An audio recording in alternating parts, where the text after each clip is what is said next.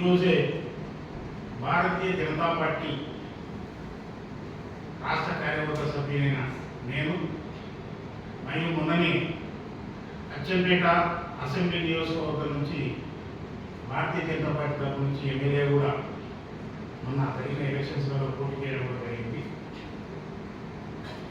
అయితే ఆ యొక్క పార్టీ విధి విధానాలు నచ్చక ఆ పార్టీకి రాజీనామా చేసి నేడు కాంగ్రెస్ పార్టీలో సీనియర్ రాష్ట్ర ఉపాధ్యక్షుడు డాక్టర్ మల్లురవి గారు ఆయన సమక్షంలో ముఖ్యమంత్రి గారి సూచన మేరకు, అదే రకంగా మా జిల్లా అధ్యక్షుడు వంశీకృష్ణ గారి సూచన మేరకు ఈరోజు కాంగ్రెస్ పార్టీలో జాయిన్ అవ్వడం జరిగింది.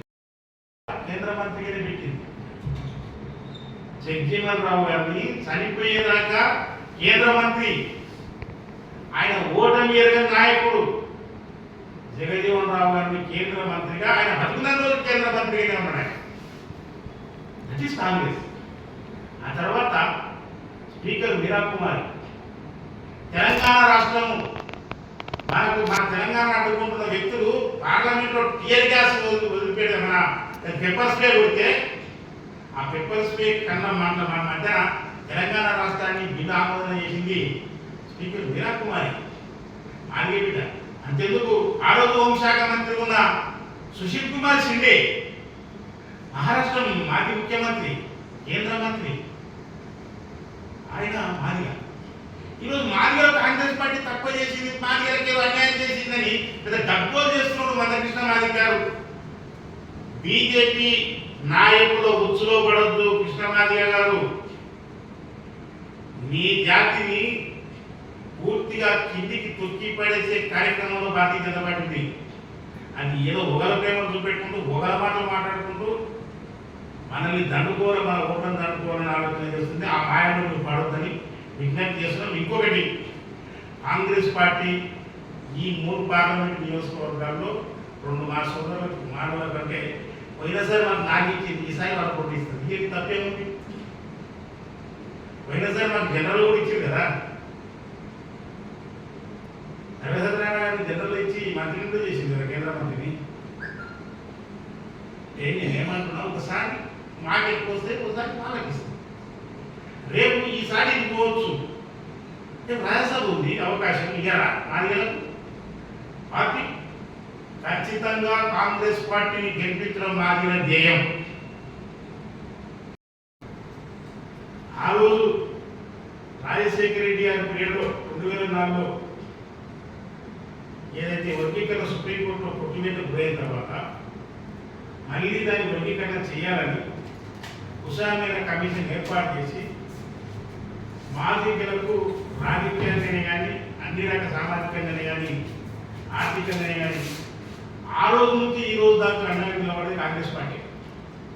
నిజానికి ఎట్టి చాకరీ చేస్తున్న మా కులాలకు భూములు ఇచ్చి, ఇల్లు ఇచ్చి, ఆ భూమిలో వ్యవసాయం చేయడానికి ఎండబడులు ఇచ్చి మమ్మల్ని ఇప్పటిదాకా కూడా ఆగుతున్నది ఎవరైనా ఉన్నారంటే ఈ దేశంలో కాంగ్రెస్ పార్టీ.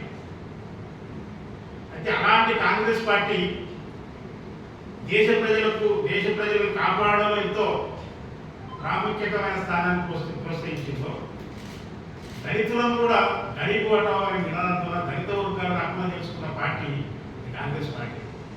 దాంట్లో భాగంగా ఎస్సీ వర్గీకరణ ఈరోజు సుప్రీంకోర్టు దాకా వెళ్ళిందంటే, సుప్రీంకోర్టు దాకా ఈ అంశం వెళ్ళింది, సుప్రీంకోర్టులో వాదనలు జరిగినాయి, రేపు జడ్జిమెంట్ వస్తుంది అంటే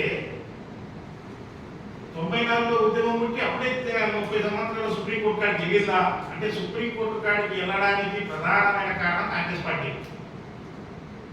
ఈరోజు వాదనలు నడుస్తున్నాయి, రేపు జడ్జిమెంట్ వస్తుంది. మొన్న ముఖ్యమంత్రి గారు రేవంత్ రెడ్డి గారు సుప్రీంకోర్టు కేసు నడుస్తున్నప్పుడు ప్రత్యేకంగా అడ్వకేట్స్ మాట్లాడి కపిల్ సిబాల్ గారిని పెట్టి అడ్వకేట్ జనరల్ గారిని పంపించి ఆ కేసును వాదనలను వినిపించి మాదిగలకు సామాజిక న్యాయం జరగాలని చెప్పేసి గట్టిగా ఈ రాష్ట్రంలో మాట్లాడుతున్న వ్యక్తి ఎవరన్నా ఉన్నారంటే మాదిగ దండోర ఫౌండర్ జనరల్ సెక్రటరీ అని చెప్తున్న మాదిగ దండోర ఉద్యమంలో కృష్ణమాదిగ ఎంత పాత్ర పోషించిందో ఆయన అధ్యక్షుడైతే నేను జనరల్ సెక్రటరీ.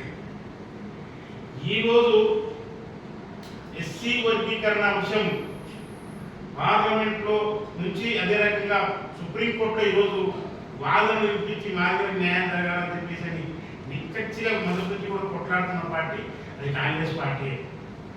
కాకపోతే తెలంగాణ ప్రాంతంలో దక్షిణ భారతదేశంలో మాదిగ జనాలు ఎక్కువ ఉంది, మాదిగ ఓట్ బ్యాంక్ ఎక్కువ ఉంది. ప్రధానంగా తెలంగాణ ప్రాంతంలో తెలుగు రాష్ట్రంలో ఈ మాదిగ ఉద్యమం ఎంఆర్పిఎస్ ఉద్యమం ఉంది. వీళ్ళను ఓటు బ్యాంకుగా మలుచుకోవాలని కృష్ణమాదేవి గారిని అడ్డం పెట్టుకొని మాదిగల ఓట్లు వేయించుకొని భారతీయ జనతా పార్టీ అధికారంలోకి రావడానికి ప్రయత్నం చేస్తాను. నేను